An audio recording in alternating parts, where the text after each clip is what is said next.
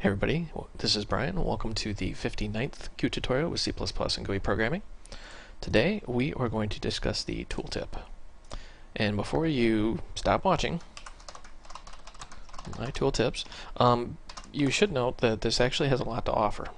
I know a lot of people think, oh, tooltips, I know everything there is to know. Well, no, Qt adds a lot of functionality to tooltips. So let's just create a dialog here and finish. Add in a push button. Let's just add in a couple of these here.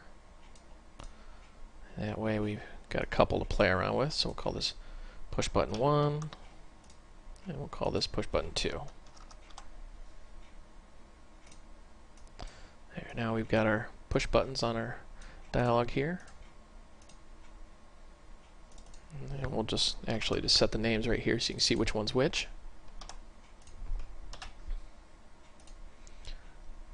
And open up the source. Now comes the fun part.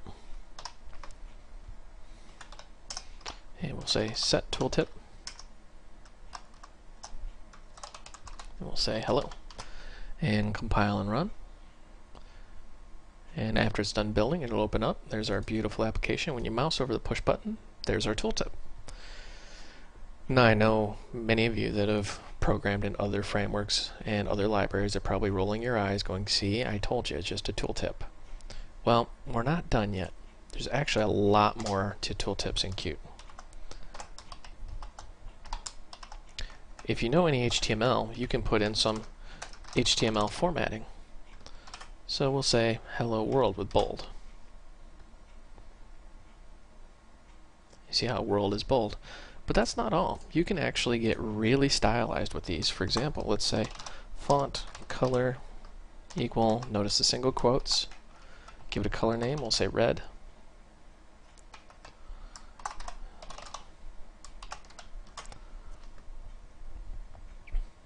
Compile and run, and then hello world.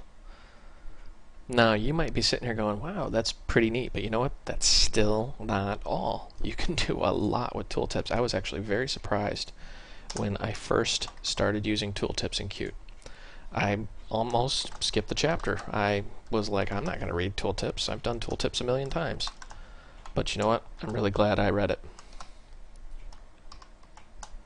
So I'll say li. And if you're wondering what I'm doing, I'm just creating a basic list here.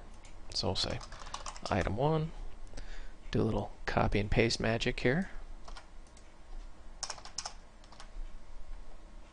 And if you're wondering about the hard returns in the string, the compiler really doesn't care. C++ doesn't really care about white space. Some older versions, like C, really would gripe and complain about white space. If you're wondering what white space is, it's these hard returns and sometimes the tabs. That's how some languages were, and their compilers were just horrible, horrible, horrible to work with. Alright, so let's save and run this. And you can see we have hello world with item 1, 2, 3 and a nice bulleted list. That is pretty impressive for a tooltip. Most frameworks and libraries don't even come close to that, especially if you're coming from like the Visual Basic world. You're probably just sitting in your chair with your jaw laying in your lap going, what the heck just happened? But that's not all, and this is really cool. Let's actually go new, and we're going to create a resource file. We'll call it myres. Now, if you know what a resource file is, great. If not, then go back and watch the tutorial on resources. Now, I'm going to pause the video because I'm going to go find some images that are worthy of this tutorial, and I'll be right back. Okay, hunted through my images and found a few. Now, we have to add a prefix, so we'll just say, well, let's call this files. And then we are going to add files. And I've added a subfolder into my project here with some images. And we'll just say stop. Well, let's just add all of them, why not? So we have add, stop, and warning. Notice they're all different sizes. Save your resource file.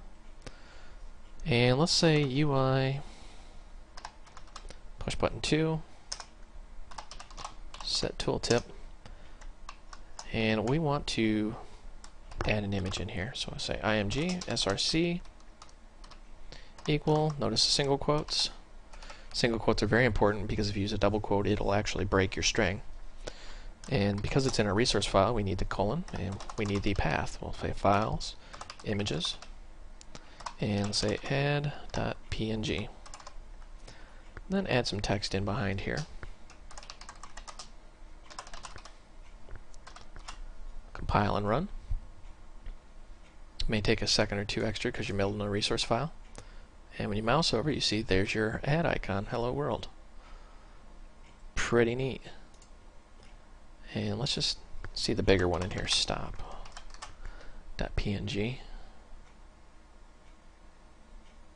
So you see you can get very creative with these tooltips, and you can add in a lot of functionality to let the user know, hey, stop, before you click this button, bad things will happen. Or I should say, you know, if you click the button, bad things will happen, but you know what I mean. It's a pretty robust system. This is Brian.